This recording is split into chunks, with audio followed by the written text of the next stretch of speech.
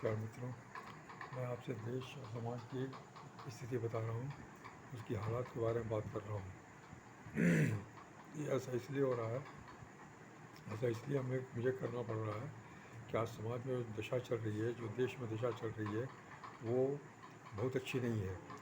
वो उतनी फेवरेबल नहीं है, बहुत ही अनुकूल नहीं है हम लोगों के, क्योंकि यहाँ जो विचारों की गिरावट है वो तेज़ी से जारी है।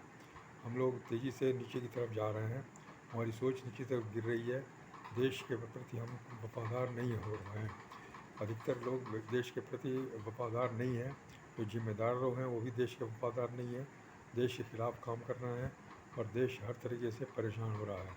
इसलिए हमें ये विचारों की जो संकट है उसको दूर करना पड़ेगा, सोच की संकट को दूर करना पड़ेगा। हमारे विचार इतने गिर गए हैं, इतने नीचे चले गए हैं कि उसको ऊपर उठाना पड़ेगा, और उठाने के लिए ही यह आवश्यक है कि हमें रोज़ 1-2 घंटे का समय अपने को देना है और अपने व्यक्तित्व विकास पर खर्च करना है, व्यक्तित्व विकास पर ध्यान देना है। यह बहुत ही आवश्यक है, क्योंकि इसके बिना पूरा जो देश है वो नीचे की तरफ जा रहा है। आज बहुत सारे देशों में इतने संकट आ गए, इतने संकट आए, उनका अस्तित्व खतरे में पड़ गया। आज ये श्रीलंका की स्थिति है, पाकिस्तान की स्थिति है, चीन की स्थिति है, या और भी ऐसे कई देश हैं जहाँ की स्थिति बहुत ख़राब हो रही है। उसका कारण ये है कि वहाँ के लोगों की सोच जो है नीचे गिरती जा रही है।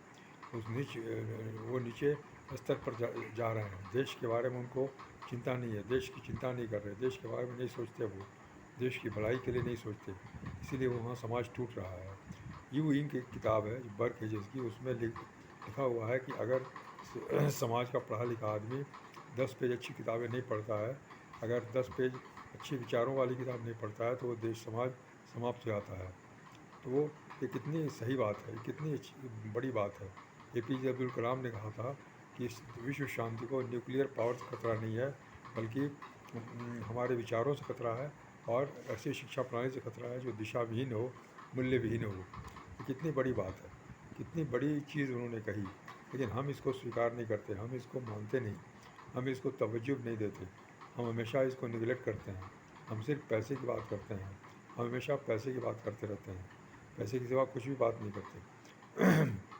इसीलिए ये स्थिति बहुत ख़राब होती जा रही है, इसीलिए ये हालात बहुत ख़राब हो रहे हैं।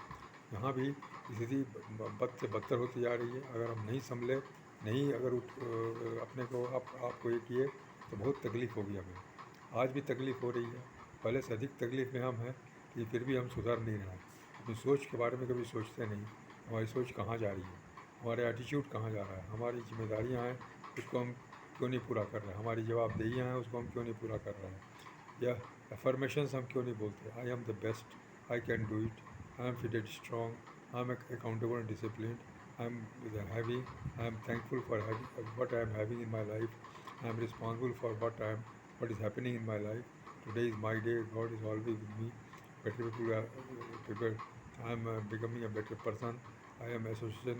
I am in association with significant people. यह एफर्मेशन हमें बार बार बोलना है, बार बार अपने को याद दिलाना है, माइंड कंडीशनिंग करनी है, ताकि हमारा दिमाग सही रास्ते पर चले। अच्छी किताबें पढ़नी है 10 पेज रोज़, ताकि हमारा दिमाग अच्छे रास्ते पर चले, अच्छे कंट्रोल में रहे, दिमाग पर हमारा अच्छा नियंत्रण बना रहे, दिमाग इधर उधर गलत दिशा में न जाए। इसके लिए हमें बिल्कुल प्रयत्न करना है, मजबूती के साथ हम खड़े रहें, ताकि हमारे सामने जो भी समस्या है उसमें हम झुके नहीं, दबे नहीं, बल्कि हम उसको अच्छे से फेस करें और उसमें सफलता प्राप्त करें। तो निजी जीवन से लेकर के सार्वजनिक जीवन तक यह आवश्यक है, व्यक्तिगत जीवन से लेकर के या अपने व्यावसायिक जीवन तक, पेशेवर ज़िंदगी तक, यह बहुत ही आवश्यक है। हर क्षेत्र में इसकी आवश्यकता है कि हमारी सोच को बड़ा बनाया जाए, हम अपनी सोच को मजबूत बनाएं, अपने विचारों को बेहतर बनाएं, देश और समाज के लिए हम समर्पित रहें, हम अपना समय अपने लिए, देश समाज के लिए अर्पित करते रहें, क्योंकि हमारी जिम्मेदारी है, देश और समाज हमारा है। हम सिर्फ कमा खा के घर में चुप नहीं बैठ सकते, हम केवल कंटेंटेड होकर चुप नहीं बैठ सकते कि आज हमारी स्थिति ठीक है इसलिए सब लोग ठीक हैं, इसलिए हम चुपचाप बैठे रहें और हम सब कुछ देखते रहें। ऐसा नहीं हो सकता। हम इस समाज और देश के सदस्य हैं, हम मेंबर हैं, हमारा ये देश और समाज हमारा है, इसलिए हमें इसको बचाने की ज़रूरत है, इसके उत्कर्ष करने की ज़रूरत है। तो हमें सदा काम करना पड़ेगा। अपने वैवाहिक जीवन को भी हमें अच्छा बनाना पड़ेगा। आज कहा जाता है कि विवाह जो है 3 शर्तों पर होनी चाहिए। पहला, व्यक्तित्व विकास के बिना शादी नहीं।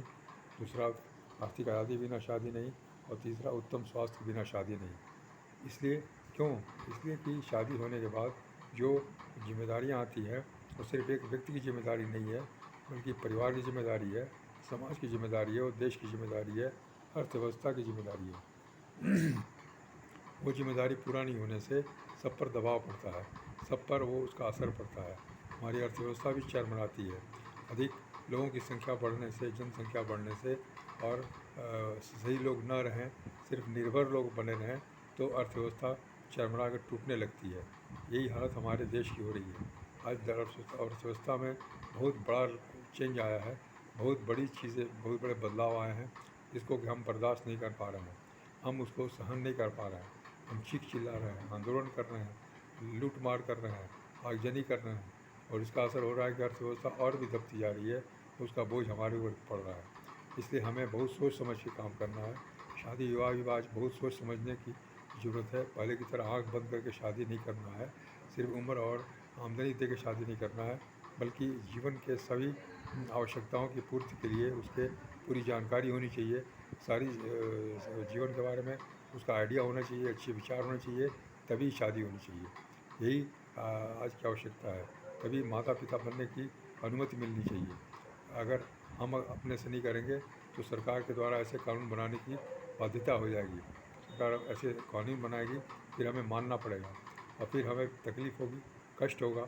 इससे अच्छा है कि हम अपने ही स्वयं अपने हैंड से इसको पूरा करें, इसको समझें, जीवन के बारे में जानकारी लें, जीवन की इश्यूज़ के बारे में जानकारी लें, उसके सलूशन के बारे में जानकारी लें, अपनी सोच को बेहतर बनाने के बारे में जानकारी लें, इसके महत्व को समझा जाए। यही हमारा कर्तव्य है। धन्यवाद, नमस्कार।